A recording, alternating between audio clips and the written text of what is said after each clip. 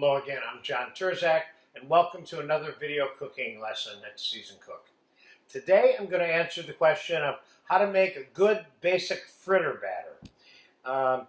And I have all the ingredients here in front of me, which is all-purpose flour, 2 cups, 3 egg yolks, 1 whole egg, some warm water, and some salt and pepper. I'm going to start by putting the 2 cups of flour in our mixing bowl, along with all of the eggs, and we'll put a little bit of salt and a little bit of pepper in there for starters. And now we will mix this a little bit first before we add the warm water. Now I am not going to, now I got it mixed enough to add some warm water. I'm going to get part of the mixture here mixed together so that it's easier to mix the rest of it together. So I started out with a quart of warm water there, and I'm not going to tell you exactly how much to put in here, but I'm going to talk to you about how much I think you should put in there. And the real question is how thick do you want your batter to be? Now, could I be putting chicken stock or orange juice or cranberry juice or beer or whatever in here as the liquid or in replacement of the water? Yes.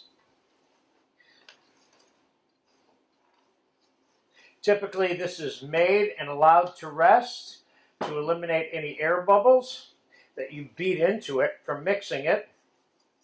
And then it's used for dipping foods in for frying. So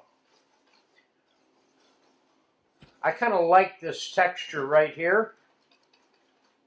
I'm making this particular batter to be stage 1 for a tempura batter, which will have beaten egg whites added into this batter, and I'm using this for frying artichoke hearts in another lesson in this frying class. But can I use this for fish? Yes. Can I make the tempura batter out of this, which I will show you in the frying fruits lesson? Can I use that for fish? Yes, absolutely. Okay, I think that's mixed enough for me.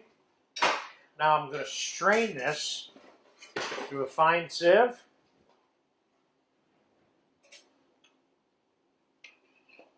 And I'm going to show you what the final texture is when it's all said and done here on a plate.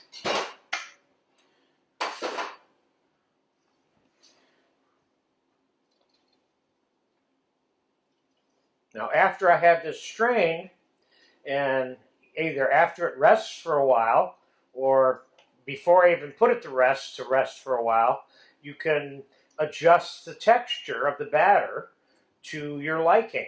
Now, sometimes you want a really thin batter, and sometimes you want a thicker batter. So let's say you want a real thin batter, then you add a little, maybe another egg yolk or 2 to the initial mix so that it will cling as it fries and cooks better to the food that the batter is adhering to.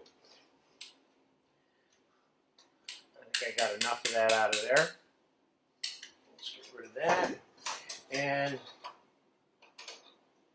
then you can taste this for salt and pepper if you want. That seems a little bit thick for what I want, so I'm going to add a little bit more warm water, which means I've got about 2 cups of warm water total in this batter. I'm going to leave it alone like that. And I like that texture. Sometimes these batters look thin, but they're not.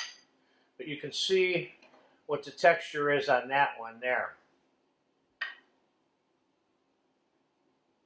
Okay, I hope I answered the question for you of how to make a good basic fritter batter. Now, typically, foods are floured first and then put into the batter and shaken loose a little bit before they're fried. But we'll cover that in some of the other classes or other lessons where this batter is used for frying a specific item.